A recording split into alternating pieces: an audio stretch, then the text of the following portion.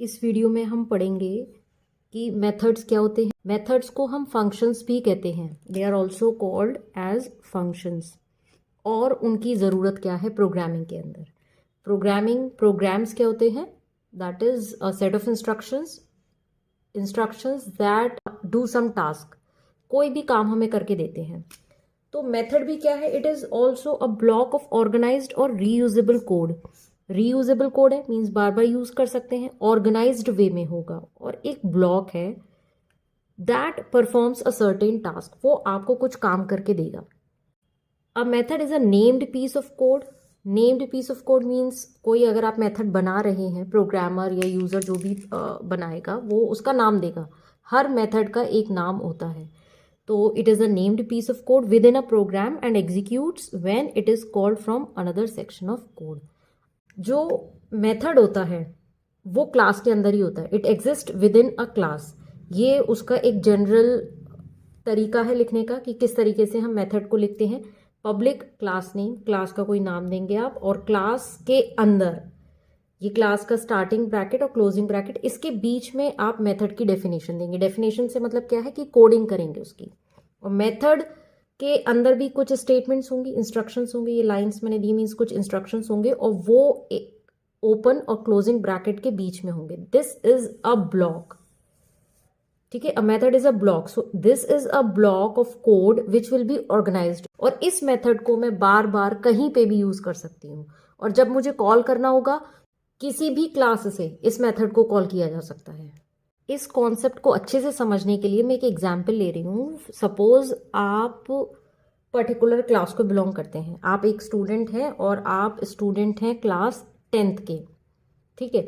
जो ये प्रोग्राम है, ये प्रोग्राम का करली bracket start and this bracket close, तो ये जो प्रोग्राम है ये मान लीजिए पूरा का पूरा एक स्कूल है और इस स्कूल के अंदर कई सारी क्लासेस होंगी, क्लास 6, 7, 8, 9, 10 एट्सेट्रा। तो बहुत सारी क्लासेस हो सकती हैं एक प्रोग्राम के अंदर। आप एक स्टूडेंट है और आपका नाम है ऋषभ। तो ऋषभ नाम का जो स्टूडेंट है वो इस क्लास को बिलोंग करता है, क्लास 10 को।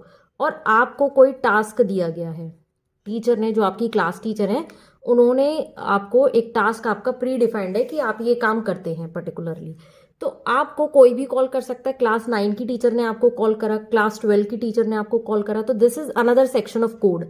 आपको कहीं और से कॉल किया जा रहा है और आपको जब कॉल किया जा रहा है तो आपका जो काम है, आपको जो बताया गया है, वो काम आप उस टीचर को करके देंगे। एक प्रोग्राम के अंदर कई सारी क्लासेस हो सकती हैं, एक क्लास के अंदर कई सारे फंक्शंस हो सकते हैं, कई सारे मेथड्स।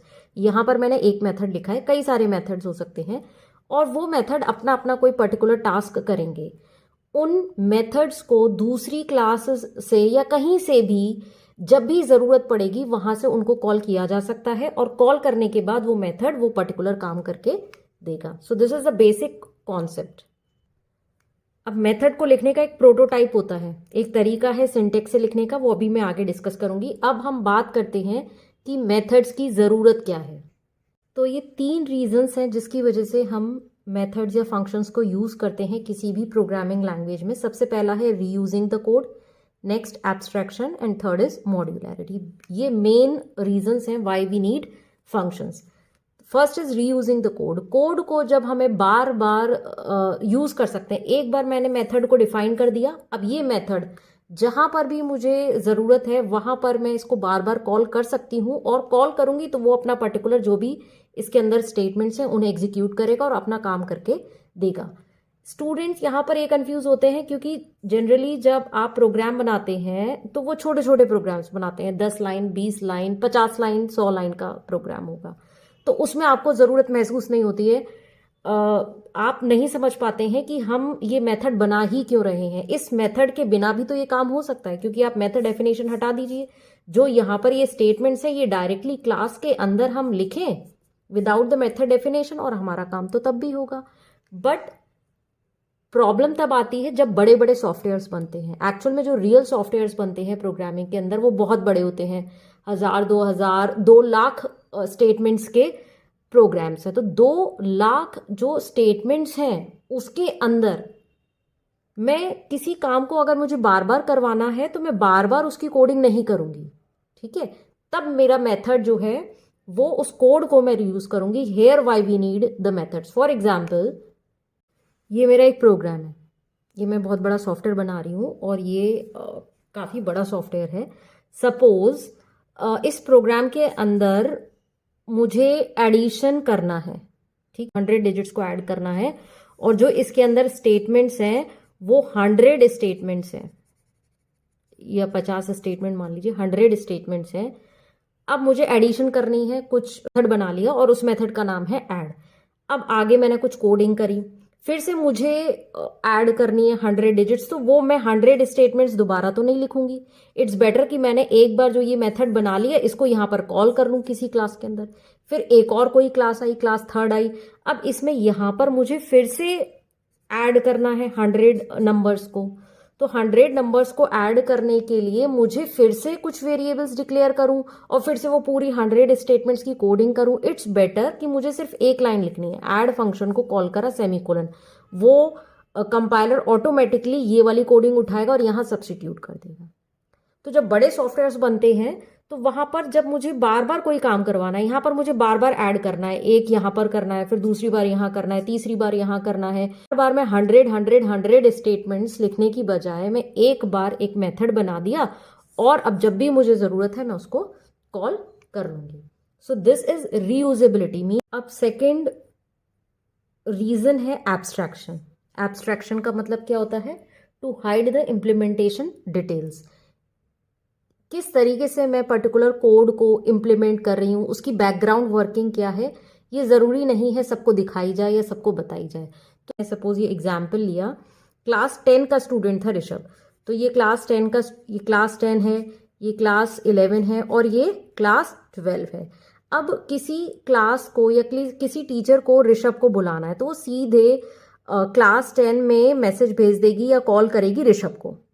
वो अपनी जगह से ही सिर्फ ऋषभ को कॉल करेंगी, ऋषभ इधर आएगा और जो उनको काम करके दे देगा।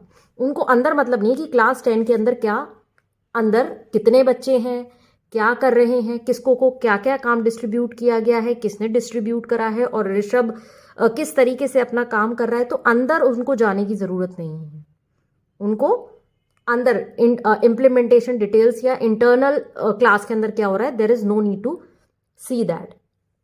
उन्हें सिर्फ ऋषभ से काम है, ऋषभ को कॉल करेंगी, वो उनका काम करके देगा, दैट्स इट। तो इसी तरीके से प्रोग्राम में अनदर एग्जाम्पल कि आपको फैन का स्विच ऑन करते हैं तो आपको किससे मतलब है? आपने सिर्फ स्विच को ऑन करा और फैन ऑन हो गया, ठीक है। आपको अंदर इंटरनल वर्किंग से मतलब नहीं है कि किस तरीके से वायर्स कनेक्टेड हैं एक दूसरे से, किस तरीके से वायरिंग चल रही है। तो अंदर जो इम्प्लीमेंटेशन डिटेल्स हैं यूजर को उससे मतलब नहीं होना चाहिए, वो हिडन होनी चाहिए from the user. So that is abstraction. Third आता है मॉड्यूलैरिटी। मॉड्यूलैरिटी का मतलब होता है कि किसी भी प्रोग्राम को छोटे छोटे पार्ट्स में ब्रेक कर देना, ठीक है। टू ब्रेक डाउन और decompose the problem into smaller parts, सब पार्ट्स में।